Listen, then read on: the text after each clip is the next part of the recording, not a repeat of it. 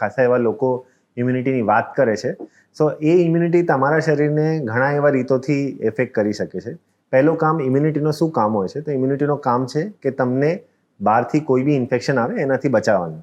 જો આ કામ ઇમ્યુનિટી સરખી રીતે નથી કરતી, એટલે આ જે સિસ્ટમ સરખું કામ નથી કરતું, તો તમને ઇન્ફેક્શન્સ થશે.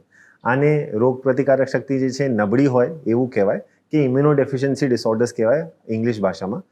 આમાં શું થાય કે જે ઇન્ફેક્શન્સ હોય એ સિવિયર થઈ શકે, એબનોર્મલ થઈ શકે અને લાંબા ચાલે એવા હોઈ શકે. એવી જ રીતે ઇમ્યુન સિસ્ટમ જે છે એ બહારના વસ્તુઓથી અટેક કરવાની જગ્યાએ તમારા પોતાના બોડીને અટેક કરી શકે. આ વસ્તુઓને ઓટો ઇમ્યુન ડિસઓર્ડર્સ કે ઓટો ઇમ્યુન રૂમેટિક ડિઝીઝીસ કે વા સંબંધિત બીમારીઓ બી કહેવાય.